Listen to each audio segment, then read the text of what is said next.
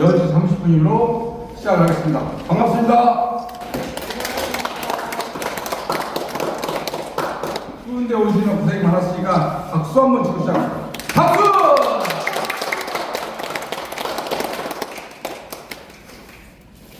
강사님이 서 계시는데 우리가 몇 년 전에 만났죠? 실제로 강사님하고 한 6, 7년 전에 법정관리인들이 있어요. 저희응답 총협회에서 법정관리인들을 그러는데 저도 시간도 있고 그래서 한번 다들 강의를 들어봤었는데 거기서 만났어요. 그 전에 그래서 만났는데 제일 마음에 드는 게 그 이후로 만날 일만 있으면 무조건 본인이 먼저 지갑을 꺼내. 그래서 내가 아무리 줄여잡아도 5번 이상은 밥을 얻어 먹었지 않았을까. 근데 마음 먹고 밥을 한번 사려고 영등포 비컴인가? 목동 비컴에 나오시다가 갔더니 그 숫자도 많은데 우리가 한 10명 되는데 그날 밥값도 내셔가지고 아직까지 밥도 한번 못 샀는데 그래서 이분한테 어떻게 은혜를 갚을까? 먹으면 먹은 사람이 더 손해요. 사는 사람이 훨씬 이익이야. 어떻게 갚을까 해가지고 오늘 강사로 모시기로 한 거예요. 이 양반이 밥만 잘 사는 게 아니고 이제 우리 저희가 유임을 나갔습니다마는 그 IBK 기업은행에서 전산 담당 부사장까지 하시고 그런데 은퇴 후에 우리가 알고자 하는 가장 큰 모델이에요. 은퇴 후에 스위칭 공부를 하셨어. 유태우 씨한테 대한민국의 스위칭 소시자가 유태우 씨지 않습니까? 유태우 씨한테 스위칭 배우고 또 뜨는 걸 배워가지고 봉사활동을 엄청 열심히 하셔요. 일주일에 한 번씩 아예 봉사의 날을 정해가지고 봉사활동을 하시고 그러니까 그러면 어떤 장소에 가서 그러는 것보다 우리 학교에 가서 강의를 한 번씩 하면 제가 5번 이상 넘어도 담례가 되지 않느냐 그런 엉뚱한 생각을 해서 부탁을 드렸더니 회의 승낙해 주셔서 오늘 이 자리가 생겼습니다. 우리 초등학교 때 보면 우리 때 요즘은 학교에는 없어졌다고 그래요. 어느 정도인지 모르지만 초등학교 때는 사실은 그때 영어가 없으니까 국어 산수 잘하는 사람보다 뜻 있는 부모들은 미술, 음악, 체육 교육을 열심히 시켰어요. 그리고 나중에 가면 인생의 행복이 된다 해서 수질 개발하려고 시켰는데 우리 초등학교 때 그랬는데 중고등학교 대학 가면서부터는 음악, 미술, 체육은 완전히 남이야. 오로지 우리 세대는 돈 버는 것만 신경 썼어요. 그러다가 신경을 냈습니다. 제가 신경을 되고 나서 생각해 보니까 음악, 체육, 미술 쪽에 완전히 백지야. 근데 이 세 가지는 행복으로 가는 가장 첩경의 수단인데도 백지인 거예요. 그래서 제가 사실은 시니어 운동을 시작하면서 언제 될지 모르지만 점차적으로 이 세 가지를 우리 시니어 사회에 정착을 시켜야 되겠다. 그런 꿈을 가지고 11년 지나고 12년째 되어 있습니다.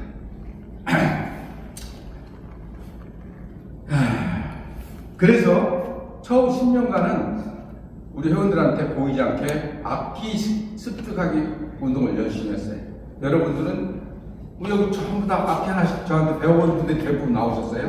열심히 했는데 악기 하나 익힌다는 게 돈도 많이 들고 또 악기를 좀 익혀서 하려고 그러면 주변에 시끄럽다 그래요. 그래서 사실 한 코로나 온 이후로는 악기 운동을 사실상 중단하다 시켰습니다. 이제는 그러니까 다시 악기를 부흥시키는 운동을 못하고 대신에 이제 악기, 음악, 다음에 이제 미술이죠. 그 다음에 체육. 근데 미술보다 체육을 좀 필요해서 사실 운동을 또 안 좋아하는 우리 정승 상임사부터 내보내가지고 파크골프 운동을 열심히 시켜서 그래서 이제 앞으로는 한 달에 한 번씩 파크골프를 하도록 할 생각입니다.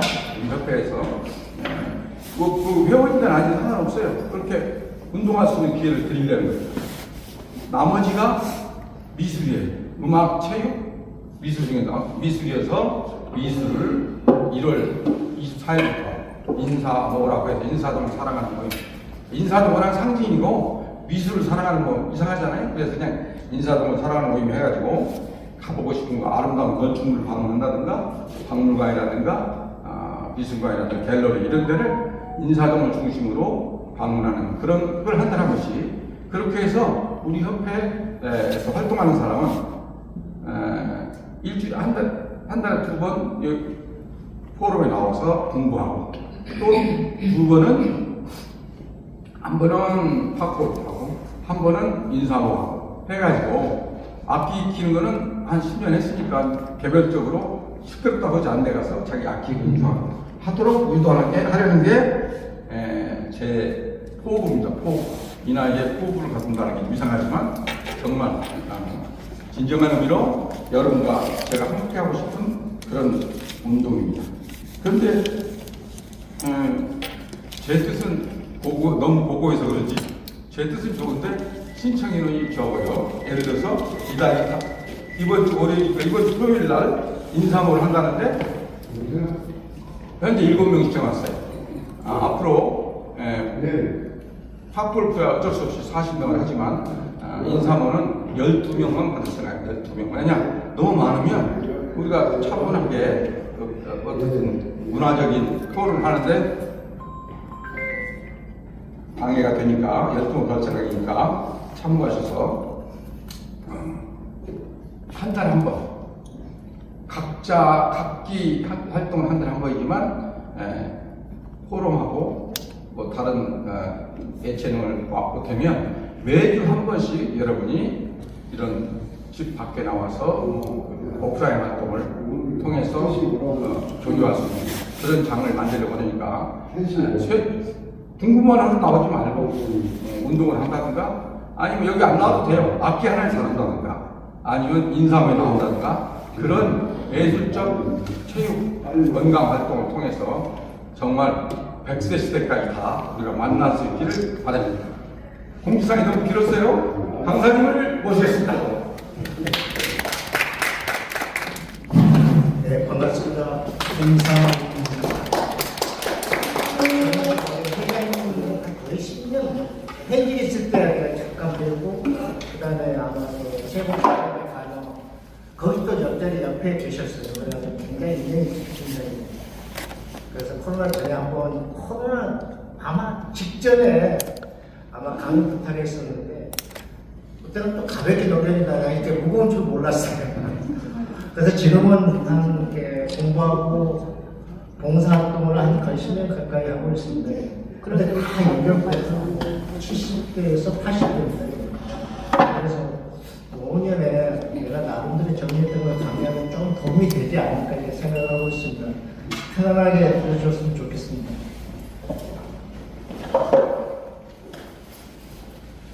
이게 강의를 내가 나름대로 내라고 해봤는데요. 이게 노년기의 건강이 굉장히 중요하죠. 근데 많이 알고 있는 것 같은데 거의 실천을 못해요. 거의 실천을 안 하게 돼요. 그게 제일 문제죠. 노년의 건강은 잘 아마 3가지로 이렇게 요약할 수 있을 것 같아요. 제일 걱정이 첫 번째가 근력 감소죠. 근력 감소 모든 게 다 에너지가 없기 때문에 모든 활동이 다 떨어집니다. 그 다음에 혈관 노화. 혹시 혈관 길이가 총 길이가 얼마인지 아십니까? 12만 kg야. 아우, 네, 맞습니다. 112만 kg 맞습니다. 그래서 고혈압 같은 게 잠깐 어려워요. 어디서 어떻게 막히고 터질지 모르니까 그렇게 어렵습니다.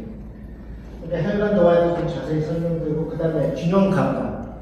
나이 드시면은 어떤 이게 바란스 볼게요. 균형 잡기가 굉장히 어렵습니다. 그것도 다 기능이 떨어지기 때문에. 그 다음에 제일 중요한, 그 다음에 또 중요한 게 먹는 걸잖아요. 식사관리. 그 다음에 세 번째, 나이 드시면은 저게 고혈압, 고지혈증, 당뇨, 그걸 달고 살잖아요. 또 거기에 대해서 어떻게 또 관리할 건지. 그 다음에 이거를 다 이렇게 커버링 하는 게 내가 대목상으로 뜸이에요. 뜸에다가 침까지 병행하면 너무 좋더라고요.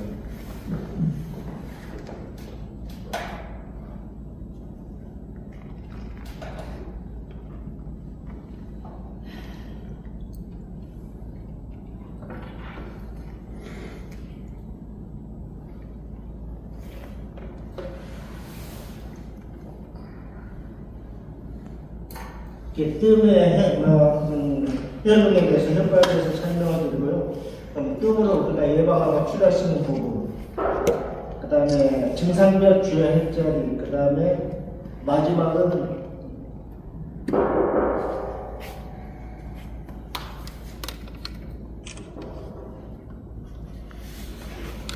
부당 김남수 선생님께서 뭐 7등로 수모한다 그쪽에서 내가 책을 한 4번까지 읽어봤습니다. 거기에서 이거는 꼭 전달해주고 싶은 그런 몇 가지 사례를 한번 설명을 좀 드리고요. 그 다음에는 혹시 여기가 불편하게 계신 분 있으면 실전으로 한번 임상을 좀 해보겠습니다. 그렇게 순서대로 진행하겠습니다. 혹시 중간에 뭐 이렇게 음란거 있으면 이렇게 질문해 주시면 좋겠습니다.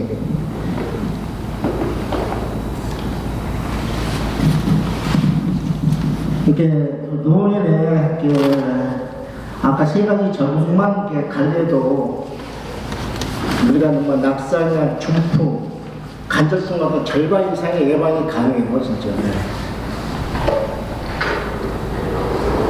근력 감소의 주요 원인을 한번 보면요. 첫 번째가 거의 운동 부족 같아요, 운동 부족. 그러니까 우리가 보면, 통상 보면, 우리가 이렇게 균형을 잡으려고 그러면 들어왔던 만큼 나가는데 내버리는 게 진짜 그거만 철칙 같아요, 내가 보니까. 저는 먹고 거의 앉아 있어본 적이 없습니다. 무조건 저녁에 무조건 나가면 30분에서 1시간 항상 걷습니다. 이렇게 지금 노는 분들은 앉아서 텔레비 보는 게 거의 일상사잖아요. 이렇게 움직이지 않는 게 담배 피는 것보다 더 해롭대요. 그러니까 반드시 이렇게 나이 드셨다고 이렇게 편히 이렇게 앉아있어 쉬는 게 아니고 무조건 움직이셔야 돼요. 뭐 운동은 뭐 여러분들 많이 아시겠지만 그건 좀 생각을 하고요. 그 다음에 뭐 나이 드시면 의외로 고기 뭐 단백질 안 드시는 것 같은데 단백질은 반드시 드셔야지 그게 근력이 붙습니다. 그 다음에 운동하면서 이렇게 햇빛을 하루에 한 30분 정도 쬐는 게 비타민 D를 이렇게 흡수하는 거예요. 그래서 햇빛 쬐는 게 굉장히 또 중요하거든요. 이렇게 또 잠자는 게 의외로 이렇게 문양한테 잠이 부족한 것 같은데 잠을 어떻게 잘 자냐에 따라서 호르몬 영향을 많이 미칩니다. 그러니까 수면은 무조건 7시간 이렇게 잔다고 생각하면 그만큼 건강에 보탬이 됩니다. 자주 오래 앉아있는 그 생활은 좀 탈피하는 게 좋을 것 같습니다. 그 다음에 혈관 노화는 이렇게 아까 혈관 길이가 12만 킬로인데 혈관이 어떻게 관리하냐에 따라서 되게 뭐 고혈압이고 동맥경화하고 고지혈증이고 뇌졸중은 다 연관이 있습니다. 이게. 그래서 이거는 이렇게 뭐 조기 예방같이 해서 지속 관리가 굉장히 필요합니다. 이렇게 혈관 같은 거. 그럼 어떻게 관리해야 되느냐? 이렇게 혈관 노화를 정의하면 혈관이 탄력을 잃고 딱딱해지며 안쪽에 노폐물, 콜레스테롤이 쌓여 혈류가 느려지는 상태입니다. 그러니까 혈관 노화가. 젊은 애들은 팍팍 지나가는데 논량으로 서럽게 지나가죠. 뭐 시냇물이 줄줄줄만 절절절 흘러가는 것처럼. 그러니까 혈관 노화를 빠르게 하는 원인 중에는 뭐 고혈압, 당뇨, 고지혈증, 흡연, 가음, 스트레스, 수면 부족, 운동 부족, 뭐 복통이나 만성염증 여러 가지가 되어 있습니다. 이렇게 혈관 노화 예방의 어떤 내가 정지 좀 했습니다. 7대 핵심은 어떤 혈압 관리가 좀 중요하고, 그 다음에 공복 혈당도 중요하고, 그 다음에 콜레스테롤 관리도 중요하고, 그 수치는 여러분 잘 아시죠? 뭐 혈압은 130에서 뭐 80, 그 다음에 공복 혈당은 뭐 100이야, 콜레스테롤 좋은 콜레스테롤 LDL이라고 그러는데 그것도 100이야입니다. 아까 이야기했듯이 걷기가 혈관의 세트팅이 엄청 좋습니다. 이게. 그러니까 하루에 무조건 30분 이상 걸으십시오. 그리고 거기 우리가 종아리가 제2의 심장이라고 하지 않습니까? 이렇게 종아리 스트레칭을 요즘에 보험 같은 거 보면 운동기구가 많더라고요. 그래서 의외로 종아리 스트레칭을 많이 하고 계시더라고요. 굉장히 좋은 습관입니다. 그 다음에 혈관에 여기 좋은 식사법이 있습니다. 이게 대부분 그러니까 싱겁게 뭐 그다음 국물 밥만 먹으라는 이야기 많이 하시죠. 이제 그다음에 뭐 등푸른 채소는 일주일에 한 2, 3회 이렇게 먹는 거. 그다음에 채소 해조류 충분히 먹기. 그다음에 암이 제일 좋아하는 게 밀가루하고 사탕이라고 그럽니다. 이렇게 혈관을 건강히 하려면 그건 밀가루, 뭐 가공식품 그런 거, 이타스 식품 그런 거는 거의 안 먹는 게 좋습니다.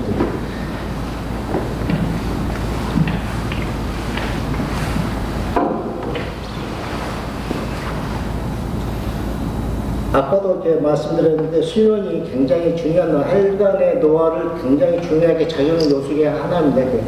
6시간 미만 자면 그렇게 혈관이 나빠지는 속도가 굉장히 빠르대요.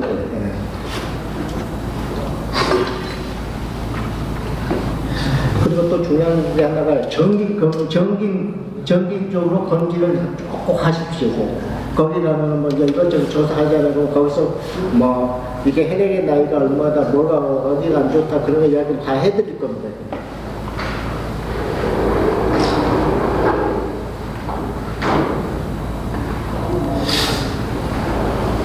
제가 어디서 보니까 혈관을 적게하는 5가지 습관이라고 이렇게 정리를 해본 게 있는데요.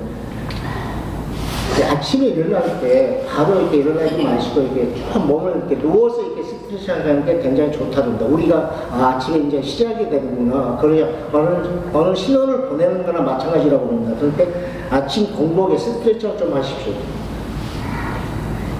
그리고 아침에 저는 이제 음양탕을 먹고 있습니다.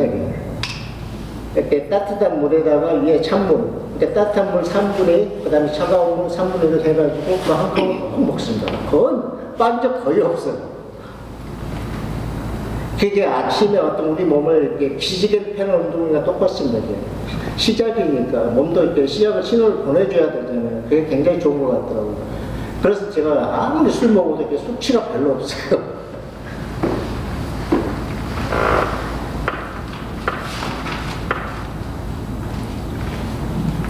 그리고 식사 후 나이 드시면 식사 후에 바로 눕지 마시죠. 이렇게. 그러면 거의 소화불량입니다.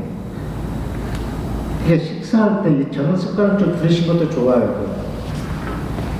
우리가 1차 소화기관이 입 안이거든요. 침샘이 나오거든요. 그러면 거기서 30분, 40분 씹는 게 굉장히 중요합니다. 그러면 위로 내려갔을 때 소화가 쉽게 됩니다. 그리고 대부분 빨리 먹는 사람은 다 배가 나오고 뚱뚱하잖아요. 그리고 자식 생활을 1시간마다 이렇게 좀 앉아있으면 무조건 이렇게 1시간 이후에 무조건 일어나서 움직이는 게 굉장히 중요합니다. 그 다음에는 살아가는 게 제일 힘든 게 고독이래요. 고독. 애로움이래요. 그러니까 누구를 만나서 대화하고 웃는 게 굉장히 건강에 좋습니다. 내가 우리 회장님 보면은 깜짝깜짝 놀래요. 저보다 더 젊잖아요. 이게. 항상 대화하고 항상 웃는 모습이 내가 시작에 우리 몸에 좋은 에너지를 주는 것 같아요. 그래서 박수 한번 쳐주십시오.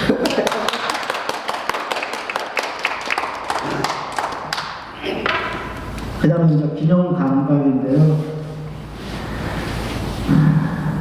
우리 감각이 뭐 오감이 있잖아요. 뭐 귀, 눈, 뭐 그다음에 뭐 코, 근육, 신경.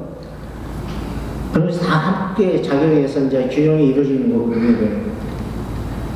따라서 원인은 여러 가지가 있겠지만 뭐 복합적이고 해결도 원인별 작용이 굉장히 이렇게 필요하거든요. 그러니까 균형 감각을 담당하는 이제 4가지 축이 있습니다. 기가 뭐 전쟁기간, 달팽기간 있잖아요. 그거는 어떤 전전기간은 어떤 뭐 해전이나 그다음에 뭐 기울기 같은 거 감지를 해줘요. 전전기간. 그러니까 그게 망가지면은 뭐 돌리는 것도 어렵고 그러니까 어지럽지니까 쓰러지잖아요. 그러니까 기전전비변이 또 이게 하나의 축이고 균형감을 감당한 축이고 그러니까 우리가 또 보는 거 있잖아요. 보는 거 시리가 그런 거를 전부 내에서 종합적으로 이제 정보를 또 집합해서 전달시키는 겁니다. 손에 그 다음에 우리 근육, 관절, 그 다음에 뭐 발바닥 그런 게 이제 자세 유지하는데 또 하나의 뭐 균형감의 축이죠. 이게. 이렇게 하나만 이렇게 빠져도 균형감이 전부 무너집니다. 그래서 귀나 시가 뭐 내 손에 그 다음에 우리 어떤 근육, 관절, 그 다음에 발바닥 이게 하나하나 다 중요합니다. 하나의 축인데 그게. 이제 전전비관 이상이 있으면 아마 거기에 돌릴 때 어지러울 겁니다. 그 다음에 아까 내 손해가 문제가 있으면 거기서 아마 내전증으로 진행하기가 되게 쉽습니다. 내전증이라는 게 지금 전조 증상이 어떤 거냐면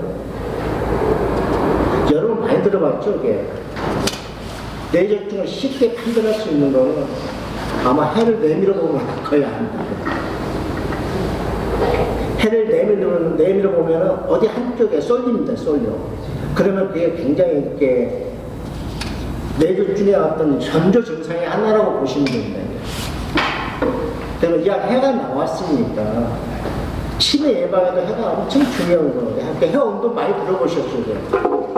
내밀었다가 해를 말고 해를 시계 방향 반대 방향으로 돌리고 이렇게 여러분도 아마 들어봤을 거예요. 껌 씹는 것도 하나의 뇌를 자극하는 거거든요. 이렇게 혀도 이게 운동 많이 하면 뇌를 자극하기 때문에 혀 운동이 굉장히 중요합니다. 그러니까 해를 내밀었다가 다시 말고 그 다음에 좌우로 이렇게 돌려보십시오. 그러면 많이 도움이 되겠습니다.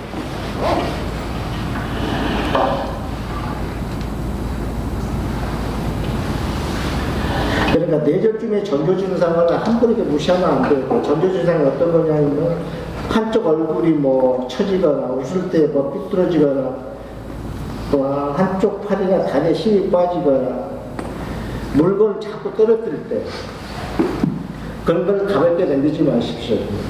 또 말이 어눌해지거나 또 발이 꼬이거나 그게 아마 뇌졸중의 하나의 전조 증상이거든요. 그런 거 있을 때는 가볍게 넘기지 마시고 반드시 병원에 가서 한번 검진을 받아보십시오.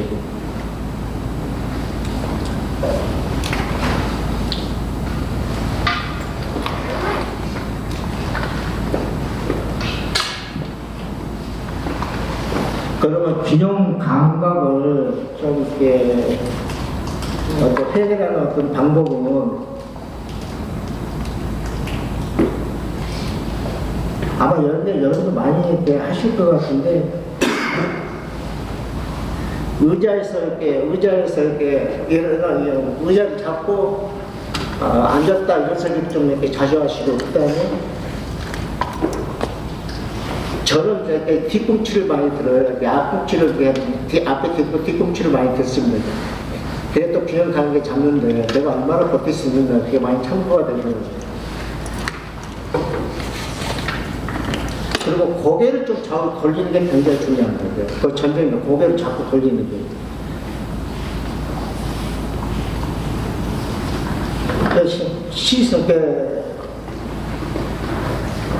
우리가 시선을 고정시켜 눈 감고 고개 돌리면 삥 돌 거예요. 그것도 많이 한번 해보시죠. 자주 할수록 이게 습관화 시킬수록 아마 이렇게 감각 잡는데 굉장히 도움이 될 겁니다.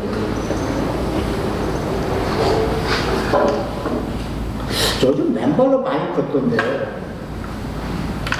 그게 뭐 이제 어스이라고 해가지고 뭐 그게 어떻게 보면 우리가 옛날 배웠을 때 플러스 마이너스 있잖아요. 플러스는 플러스 마이너스 해야지 서로 이렇게 같이 융합이 되지 마이너스 미치잖아요. 플러스 미치잖아요.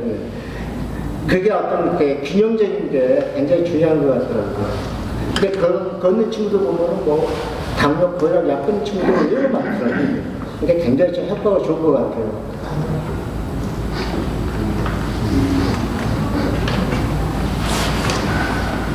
이제 발이랑 발목에 관절을 할 때 뭐 맨발로 이렇게 뭐 수건 짚기도 있고 바닥을 벌리기도 있고 아까 뭐 종아리 마사지 그런 게 아마 관절에 굉장히 도움이 될 겁니다.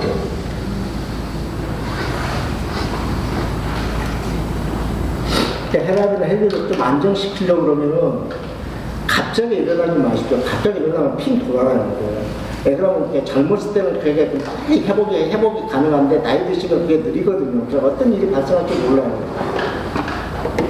그래서 거기 아침에 좀 서서히 일어나시고 그다음에 아까 이렇게 음양탕 한번 드셔보시고 그러면 많이 여기 혈압 같은 게 혈류 같은 게 진행하는데 굉장히 안정화될 겁니다.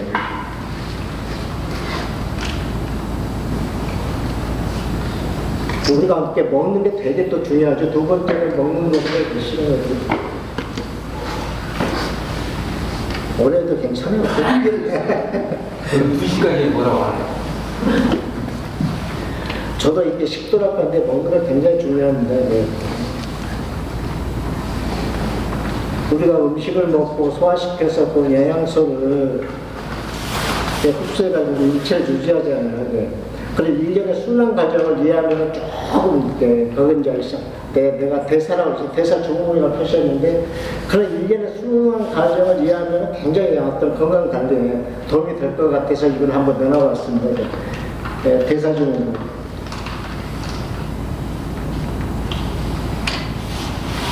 그 과정을 좀 요약해보면 우리가 이렇게 음식물이 이를 거쳐서 그다음에 소장, 대장 이렇게 항문으로 오면 그게 간이 하면 9m 간이에요. 그게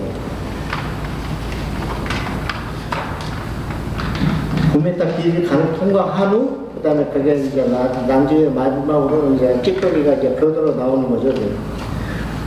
모든 음식물이 간을 통과하는 과정에서 흡수된 것들은 전부 간으로 갑니다. 간으로 가서 간이 이것을 우리가 활동하는데 에너지원이 포도당으로 바꿔주는 거예요. 이게 간 역할이 굉장히 크죠. 근데 간의 활동 시간이 몇 시부터 몇 시까지 안 써요? 주 활동 시간이.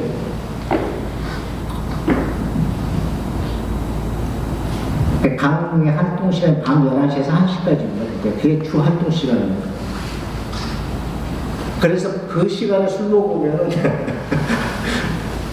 간도 헷갈려갑니다.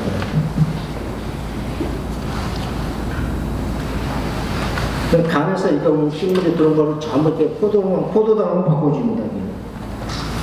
그러면 포도당은 이렇게 피 속으로 넣어줘야 되잖아요. 피 속으로 이제 포도당이 들어갑니다. 그런데 들어가는데 전제 조건이 그걸 문을 열어주는 게 인슐린이에요. 근데 인슐린은 췌장에서 만듭니다. 췌장에서 만들어줍니다.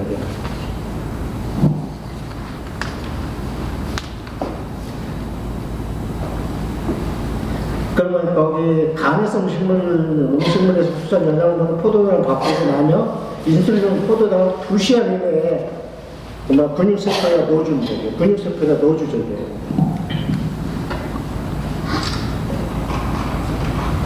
그러면 이제 음식물이 자꾸 들어오면 이렇게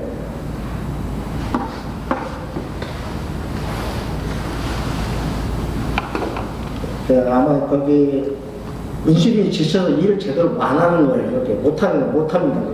못하면 인슐린이 제대로 일을 못하면 그 포도당이, 간에서 만든 포도당이 거기 세포 속으로, 근육세포로 들어가지 못하잖아요. 들어가지 못하면 거기서 이제 문제가 생기는 거죠.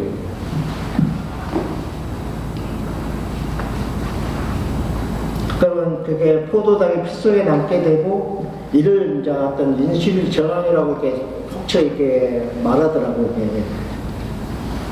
그러면 인슐린 저항이 생겨서 포도당이 와서 세포로 다 들어가지 못하고 10후 2시간이 지나도 그 피 속에 포도당이 남아있으면 그걸 당뇨병이라고 이야기합니다.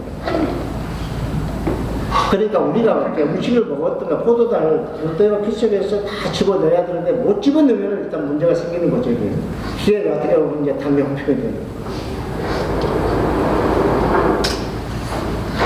이렇게 피 속에 남아있는 포도당을 일단 혈관을 나쁘게 하고요. 그러니까 혈관을 사탕에 절이듯이 혈관을 딱딱하게 만들고 염증을 일으킵니다. 몸이 이 염증을 치료하는 과정에서 이제 그 피떡이 생긴다고 그러죠, 이게. 그러니까 간 세포로 다 들어가지 못하고 피 속에 남아있는 포도당을 이거 지방으로 바꾸면 되네. 지방으로 바꿔서 저장하는데 우리가 보면은 지방 관련 이야기가 간 주변에 지방이 붙어 있는 게 아니고 간 역할하는 저장 공간인데 그 저장 공간을 일정으로 이렇게 지방까지 차지하고 있다는 얘기는 간 역할을 제대로 못한다는 얘기죠. 그래서 이제 그 지방간이 많으면 그게 이제 간암으로 아마 100명에 한두 명 정도 이렇게 간암이 연결된다고 그러는 거예요.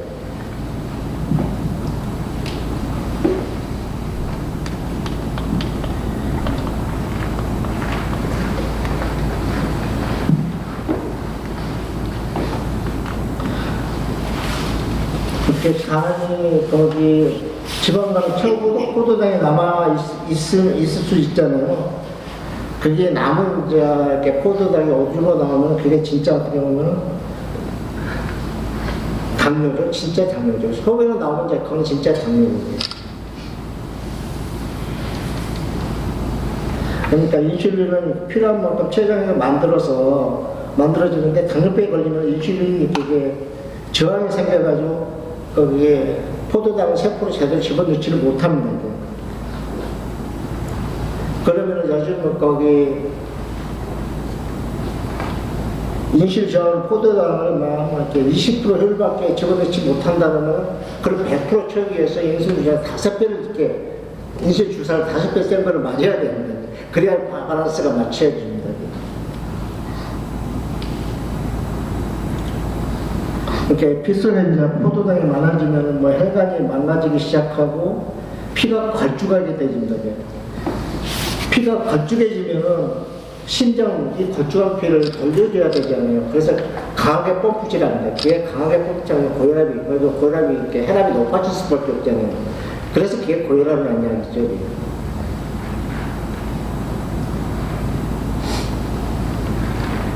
그래서 당뇨하고 고혈압이 거의 같이 오는 것 같아요. 하나의 세트로 보시면 됩니다. 이렇게 피 속에 또 지방이 많은 거, 고지혈증도 하나 세트로 보시면 됩니다. 이렇게 당뇨, 고혈압, 고지혈증. 그래서 이거를 하나에 묶어가지고 대사증후군이라고 합니다. 그래서 먹는 게 굉장히 중요하죠. 이거.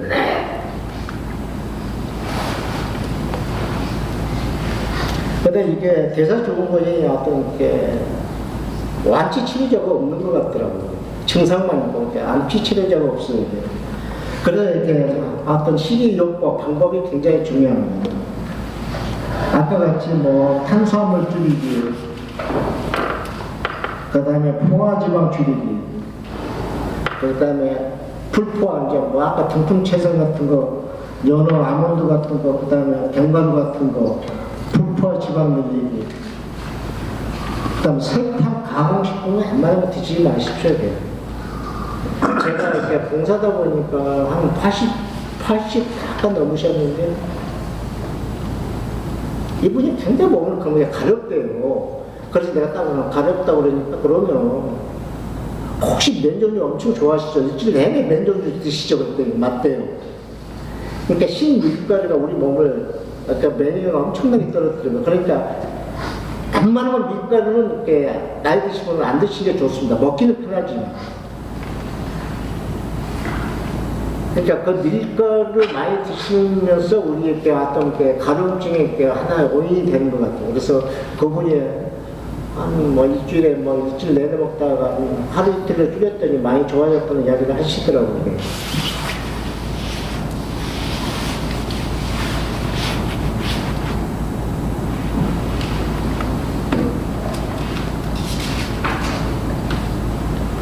그럼 세 번째는 만성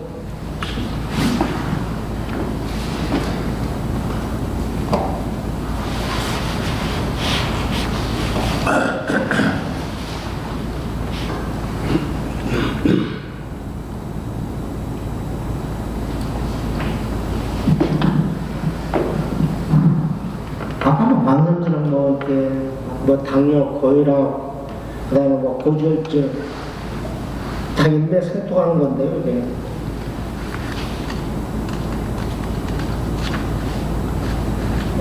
이렇게 그 관련하는 것이 혈액순환, 어떤 기혈순환을 이렇게 막히면 좀 문제가 생기잖아요. 그래서 기혈순환을 막지 말고.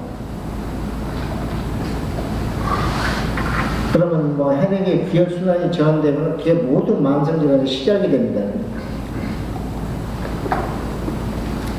그리고 그 체온 관리가 굉장히 중요하죠. 얼굴 들어가니까 겨울인데 추운데 이렇게 따뜻하게 입고 다니는 게 굉장히 중요합니다.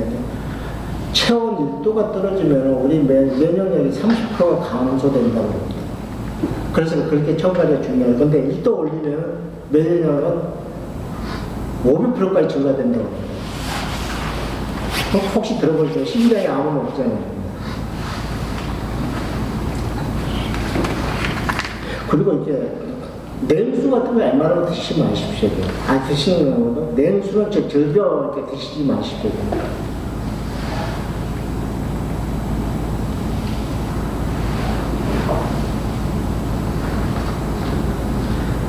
제가 거기에 뭐 이렇게 봉사하다 보니까 저런 케이스도 있더라고요. 임신이 안 되는 경우가 이렇게 어느 환자들이 종종 있어요. 네. 그럼 다 배를 만져보면, 배꼽 밑에 만져보면 엄청 차가워요. 그런 분들은 100번 임신이 안 됩니다. 그걸 뜸으로 이렇게 따뜻하게 해주지 않는 사람은 임신하게 되게 없어요.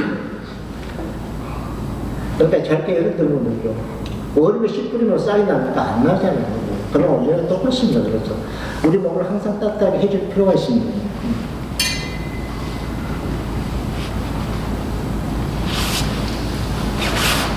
그 다음에 오장육부 균형 유지가 또 굉장히 중요하죠. 우리가 먹는 거를 비장에서 소화를 이렇게 관리하고요. 간은 또 혈액순환을 가는 것도 관장하고. 신장은 이렇게 제일 우리가 이렇게 망가지는 마지막에 신장입니다. 그래서 신장 관리가 노화하고 굉장히 밀접한 관계가 있습니다.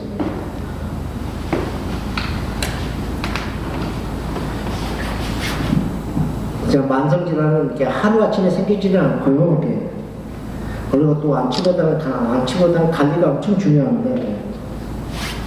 그리고 혈관과 장부를 동시에 관리해야 되고요.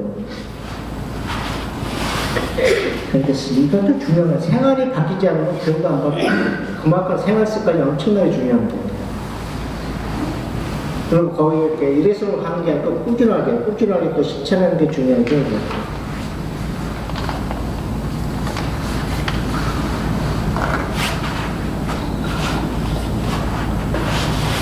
이건 꼭 기억해 줬으면 좋겠다는 내용인데요. 단백질은 거의 매일같이 드시고 근력운동은 필수로 해주시고 그리고 의외로 많더라고요. 이게 나이 드시니까 균형 감각이 떨어지다 보니까 넘어지신 분이 의외로 많아요. 이렇게 60, 70에 넘어지면 이게 거의 뭐 3개월에서 6개월 사이에 다 망가지고 거의 돌아가십니다. 다 때가 약한 데다가 넘어지면 거기 다 이렇게 엉클어지거든요. 이게. 그리고 노인양반은 의외로 약을 많이 드시는데 약을 한 보따리 드시잖아요. 이렇게 많이 드시는 게 반드시 안 좋은데 또 함부로 끊는 것도 굉장히 안 좋아요. 이렇게 약은 먹으면은 우리 몸이 이렇게 어떻게 보면 자연적으로 이렇게 회복력이 있는데 다 자연치료도 회복력이 있는데 약이 그거를 돌리시니까 기능을 어떻게 보면 저해합니다. 근데 이제 우리 몸이 그 약에 익숙했는데 좋아져서 그걸 끊잖아요.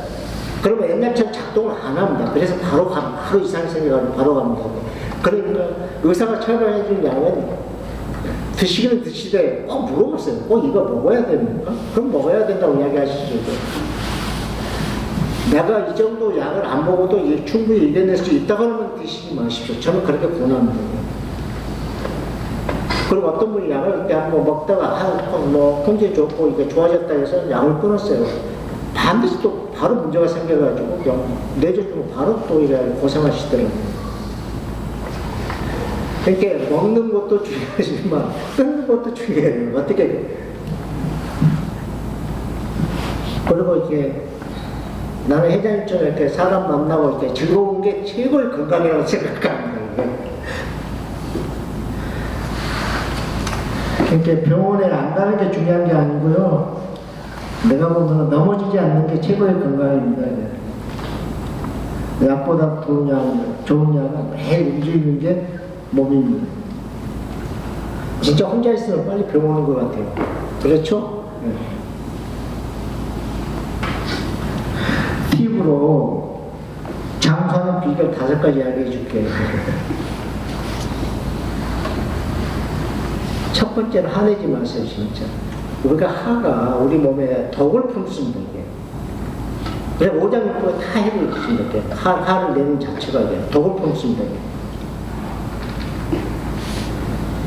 그리고 생각을 많이 하지 마세요. 이게. 생각을 하면 우리 몸에 다 영향을 미친다. 오장육부에 다 영향을 미쳐. 지금은 단순하게 쉽게 사세요, 그래. 쉽게.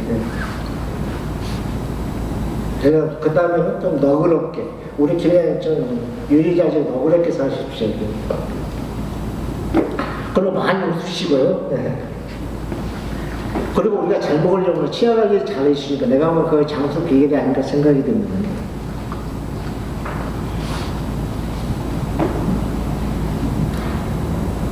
근데 아까 우리 선생님이 그걸 저보다 이렇게 청량의 팀들 교육원에서 먼저 받으셨더라고요. 그래서 강의하기가 좀 조심스러운데 제가 이렇게 저도 몸이 굉장히 기관지 호흡기가 안 좋았는데 내가 스스로 이렇게 침하고 뜸하고 나서 웬만하면 거의 병원 안 갑니다. 그러니까 침뜸이 그렇게 좋더라고요. 굉장히 간단하면서. 그래서 저기 나중에 가면은 우주 나라에 살 어떤 신도 오겠지만 그때 의료 장벽을 배우고 우주까지 가져가려면 얼마나 복잡할까. 근데 나 침하고 뜸이 있으면 거의 한 80~90% 해결될 것 같아요. 그러니까 그러면 이제 해명에 대해서 좀 설명드리면 여러분께 아마 거기 청량리 뜸사랑 사이트에 가면 아마 거기 기억 일정이 좀 나올 건데 그걸 참고하셔서 한 1개월에서 3개월만 받아도 자기가 스스로 이렇게 뜸하고 침을 놓을 수 있을 것 같아요. 네. 전 딸한테도 5분 가르쳐주니까 침 잘 놓더라고요. 제가 이렇게 여행을 다니면서 이제 주치 역할을 많이 하는데 뜸하고 침이 최고 좋아요. 수학이 아까 뒤에 나오겠지만 너무 좋아요. 저기 뭐 속이 거북해서 소화 안 된다 뭐 이렇게 뭐 뱀이 있다 그러면 병원 가면 양방 가면 한참 걸리잖아요. 근데 침 한 방이면 끝나요. 거의 한 방이면 끝나요.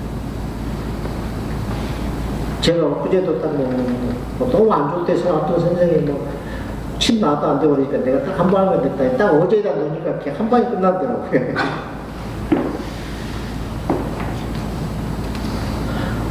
좋은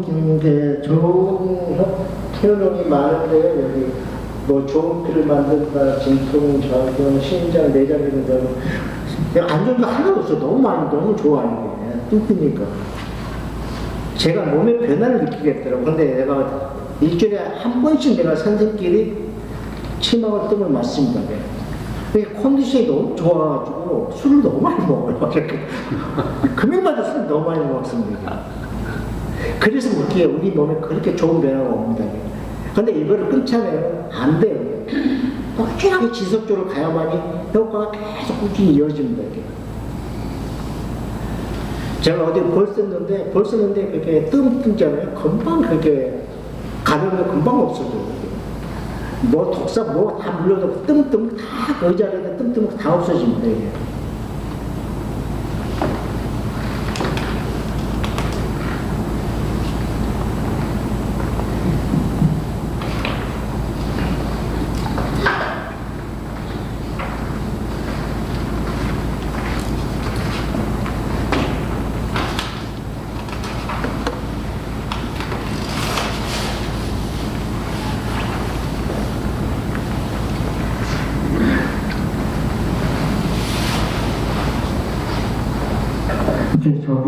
이제 뜸으로 예방 또는 뭐 치료 효과가 있는 병이 굉장히 많은데요.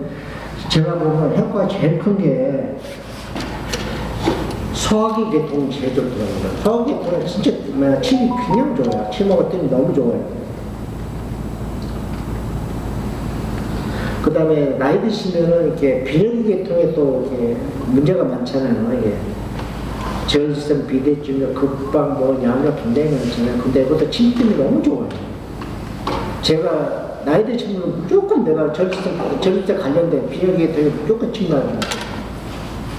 그러면 뭐 저녁에 잘 때 뭐 5번, 4번 간다는데 그러면 딱 하면 뭐 한두 번은 줄여주니까 너무 좋아하시더라고요.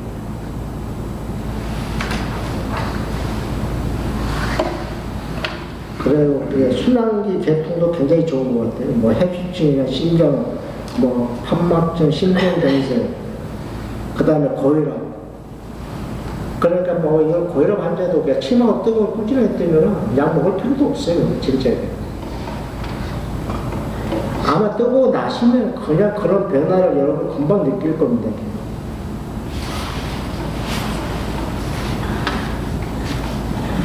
호흡 계통도 굉장히 침침이 좋아요. 제가 좀 거기 서울에 공기가 안 좋다 보니까 비염 환자 엄청 많잖아요. 기침 뭐 이렇게 한 사람들 많잖아요. 근데 저는 거의 다 어제 아까 이야기했듯이 어제는 오면 뭐 콧물 김치 같은 거 소화 같은 거는 금방 한 방에 해결이 되더라고요. 그러니까 그걸 제가 제일 이제 애용을 많이 하고 있는 헬자립 중에 하나인데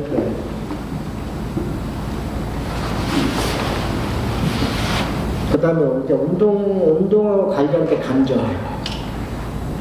간절하면 좀 양방 가면 오래 걸리잖아요. 기부스하고 뭐하고. 근데 그 통증 있는 걸 침투로 금방 또 해결이 되고, 이게.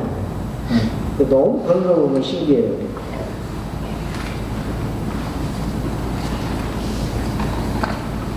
여러 가지 쭉 많고요, 이제.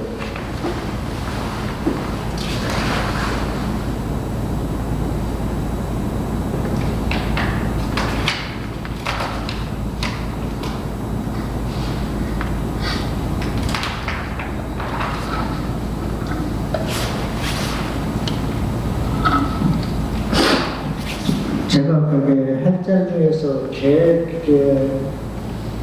좋아하는 헬자리가 몇 개 있어요. 이렇게 우리 몸의 헬자리가 공식적으로 인정하는 헬자리는 뭐 360에 한 개예요. 이렇게 14백락에 360일의 헬자리가 있습니다. 근데 그 말고도 한 수백 개 더 있어요. 그러면 이게 다 넣을 수는 우리 몸에 넣을 수는 없잖아요. 저도 이제 저런 고민해보죠. 어떻게 침 하나로 어떻게 전체 몸에 효과를 줄 수 있는 게 없을까. 그러니까 거기에 고민하고 연구하는 사람, 학습하는 사람도 많아요. 침 넣는 게 무섭잖아요. 그래, 침 맞는 걸 되게 꺼려요. 근데 침 하나로 또 우리 몸의 전체를 또 반응을 합니다. 이렇게 저렇게 생각하면 어떨까, 비유를 들면. 잔잔한 호수에 돌 하나 던지면 전체 파장이 쫙 퍼지잖아요. 그게 치매 효과가 그렇습니다. 그러니까 어떤 한의사의 어떤 제아의 고수들 보면은 침 넣는 방법이 굉장히 다양하거든요. 이렇게 침의 고수는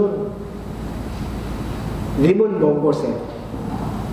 그게 무슨 말이냐면 아픈데 놓게 하니까 멀리서 나가지고 그 아픈 거를 어떤 치유하는데 그게 어떤 진짜 고수죠.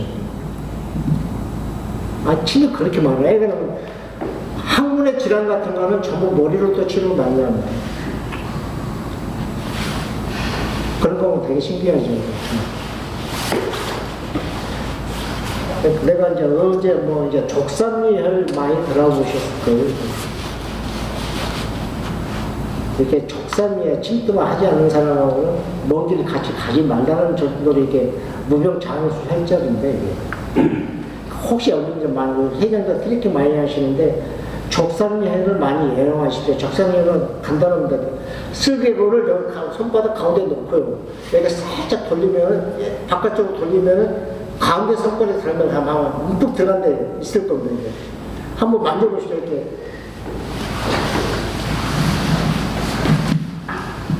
이렇게 쓸개골을 이렇게 손바닥 대고 이렇게 바깥쪽 살짝 돌리면 움푹 들어간 데 있어요. 그게 족삼리 헬자입니다.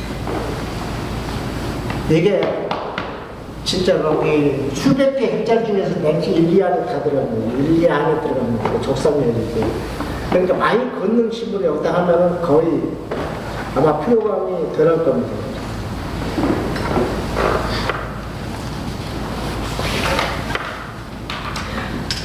그리고 저거 이제 내가 보면 무조건 100회에다가 뜨면 이제 뜸을 많이 떠주거든요.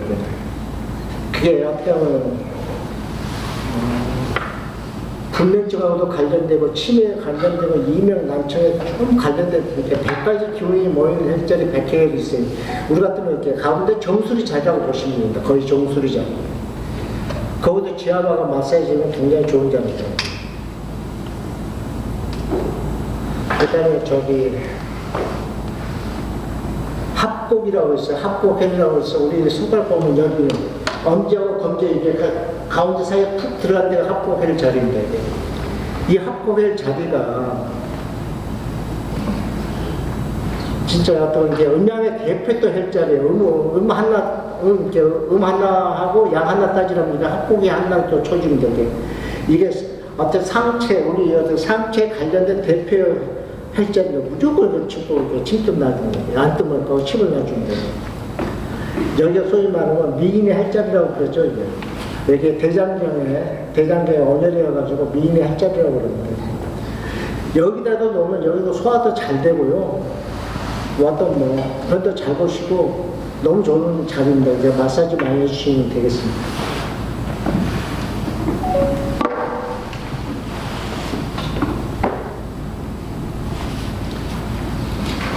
그리고 저도 여러 가지 연세가 있으시니까 저도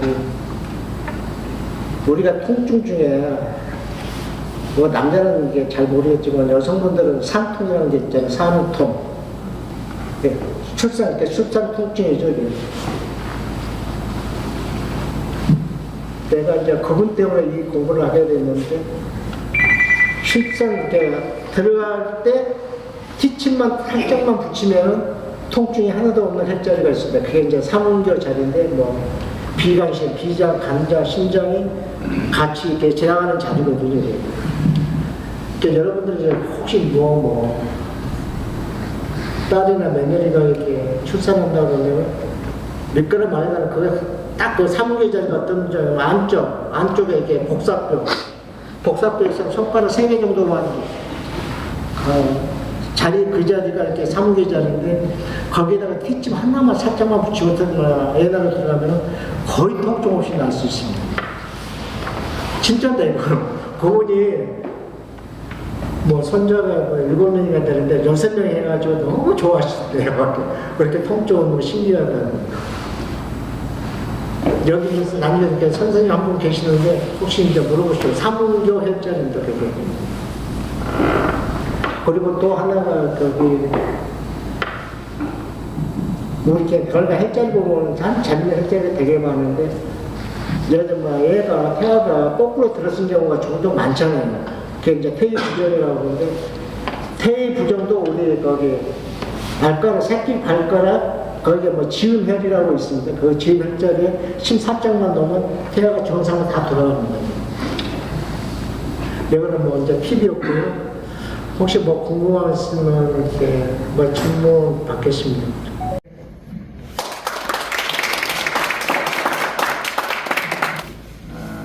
우리는 어렸을 때부터 이 나이 먹을 때까지 본의 아니게 모든 것을 서양 중심의 교육을 받았어요. 서양화 중심. 근데 제가 작년은 군년으로 달라요. 1년만 더 지나면 내가 동양 사람이라는 생각을 합니다. 동양 사람이다. 음식도 그렇고 신토국적 측면에서. 그래서 그런데 의학계는 서양의학계하고 동양의학계가 완전히 분류가 되어 있는데 동양의학계는 우리나라가 지나치게 이 나라 존속학으로 해준 데가 미국이니까 미국 사학으로 모든 교육체계나 우리 의식 구조, 생활 습관을 시스템적으로 되어 있기 때문에 내가 동양 사람이고 한국을 떠나서 서너 달 이상 살아본 일도 없음에도 불구하고 내 몸 나이 먹어서 건강 관리하는데 한의학적인 동양학적인 접근 방식에 대해서 아까 뭘 물어볼 수도 없고 또 한의학적인 거 조금이라도 말 잘못하면 표시 하나 잘못하면 바로 의사한테 고발당해. 한의사한테 고발당하면 동업자한테 당하니까 그래도 그 사람을 고발할 거 안 할 거 구분해서 하고 어떻게 보면 저기도 있는데 그래서 저 개인적으로 어떻게 하면 우리 회원들에게 신토부리적인 한의학적 접근을 할 수 있는 기회를 만들어 드리느냐. 그게 내가 이런 그 시니어 운동을 하는 어떤 근본적인 취지일 수가 있죠. 그런데 어느 누구도 그런 접근하는 부분에 대해서 무서워가지고 우리나라 지금 신문에 가끔 보잖아요. 한의학 계통에 자기 있든 없든 뭐 좀만 서양화가 침투 건드림 같으면 감옥에 가고 벌금 내고 그러는데 그런 속에서도 우리 생활 속에서 접근하자는 침이라든가 뜸이라든가 이런 거가 정말 우리라도 우리 우선은 더 몰라요. 더 모릅니다. 우리라도 좀 깨우쳐서 굳이 뭐 물려줄 거야 아니다. 내 몸이라도 좀 편하게 할 수 있는 계기를 좀 만들어 드려야 되지 않나. 저는 솔직히 그걸 하나의 의무감처럼 느끼고 있었는데 그래서 이 강의를 본인도 다 하는 거 아니죠. 그러나 생활 속에서 필요한 거를 해서 봉사활동을 하고 있던 건데 그래서 우리가 코로나 오기 직전에 1월달에 그때도 1월달이에요. 스케줄 1월 잡아놨는데 벌써 한 5년 지나가지고 이걸 하게 됐어요. 오늘 강사님께 해주신 말씀을 한에서도 아니잖아요. 아니고 우리 생활 속에서 스스로 느끼고 도움된 걸 해줬잖아요. 예를 들어서 제가 얼굴 좋다고 했으니까 제가 하고 있는 그 서양 운동 기법이 아니라 한의학적인 거에 말하자면 저는 뭘 하냐면 저녁에 자기 전에 심심하면 발가락 이렇게 치기 발가락 해가지고 이렇게 해가지고 아까 그걸 한 1000개 해요. 그게 아주 쉬우니까 힘들지도 않은 거 그냥 습관대로 그걸 해요. 근데 오늘 보니까 이론적으로 설명 좀 해주시는데 우리가 그 서양화학이나 치료나 수술이 아니면 뭐 정형외과적인 기법이 아닌 우리가 혈행이나 뜸에 관계된 어떤 이론을 조금 뒷받침 받아서 거기에 해당되는 운동 같은 거 하면 운동할 때도 마음 편하고 또 가장 중요한 건 뭐보다도 익힌 거를 한 번만 하는 게 아니고 제일 중요한 건 꾸준히 하는 것 같아요. 꾸준히 하는 거. 제가 걷기도 그래서 1, 2월달 춥다고 안 하지만 지금 걷기만 열심히 한 것도 10년 했어요. 그 뭐를 하냐고 하지만 의학의 중요한 건 꾸준히 하는 것 같아요. 오늘 배운 거를 하나라도 여러분이 단 하나라도 기억해 가시면 그걸 꾸준히 실행하시기를 간곡히 부탁드리면서 오늘 강의를 마치도록 하겠습니다.